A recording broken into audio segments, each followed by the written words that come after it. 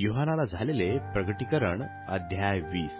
योहानाला झालेले प्रगटीकरण अध्याय 20. 1000 वर्षे सैतानाला बांधून ठेवणे.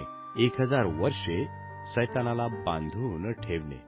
नंतर मी एका परमेश्वर दूताला स्वर्गातून उतरताना पाहिले. त्याच्याजवळ अगाध कुपाची किल्ली होती व त्याच्या हाती एक मोठा साखळ दंड होता. त्याने दियाबल, जो सैतान म्हटलेला जुनाट साप म्हणजे अजगर, त्यास धरले. 1000 वर्षे बांधलेले राहण्यासाठी त्याला बांधून अगाध कुपात टाकले आणि 1000 वर्षे पूर्ण होत तोपर्यंत त्याने राष्ट्रास आणखी ठकवू नये म्हणून वरून बंद करून त्यावर शिक्का मारला. त्यानंतर त्याला थोडा वेळ सोडले पाहिजे. नंतर मी आसने पाहिली. त्यावर कोणी बसले होते. त्यास न्यायनिवाडा करण्याचा अधिकार दिला होता आणि येशू विषयीच्या साक्षीमुळे व परमेश्वराच्या वचनामुळे ज्यांचा शिरच्छेद झाला होता त्यांनी श्वापदाला व त्याच्या मूर्तीला दंडवत घातला नव्हता आणि त्यांच्या कपाळावर व त्यांच्या हातावर त्याची खून नव्हती. त्यांचे जीवात्मे पाहिले. ते जिवंत झाले आणि त्यांनी ख्रिस्ताबरोबर 1000 वर्षे राज्य केले. मृतांपैकी बाकीचे लोक ती 1000 वर्षे पूर्ण होत तोपर्यंत जिवंत झाले नाहीत. हेच पहिले पुनरुत्थान. पहिल्या पुनरुत्थानात ज्याला भाग आहे तो धन्य व पवित्र आहे.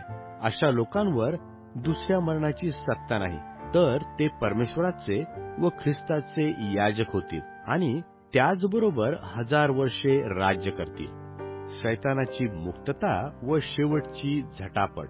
सैतानाची मुक्तता व शेवटची झटापट.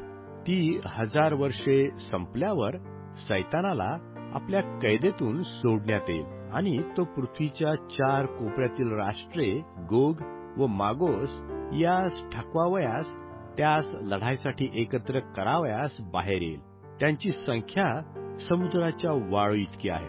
त्यांनी पृथ्वीच्या विस्तारावर फिरून पवित्र जनांची छावणी व प्रियनगर वेढले.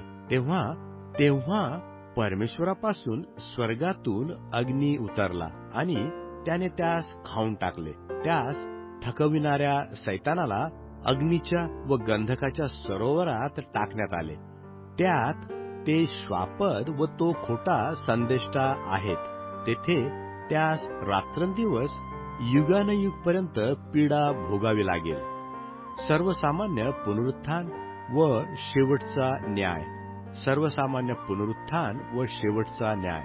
नंतर मोठे पांढरे राजासन व त्यावर बसलेला एक जण माझ्या दृष्टीस पडला. त्याच्या तोंडापुढून पृथ्वी व आकाश ही पळाली. त्याकरिता ठिकाण म्हणून सापडले नाही.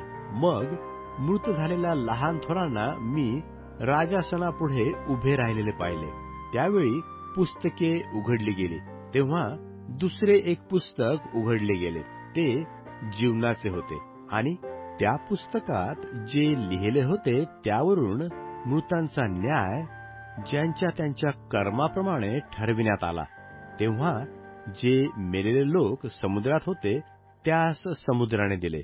जे मेलेले लोक मरणावस्थेत व अधोलोकात होते त्यास त्यांनी दिले आणि ज्यांच्या त्यांच्या कर्माप्रमाणे परमेश्वराचा न्याय ठरविण्यात आला.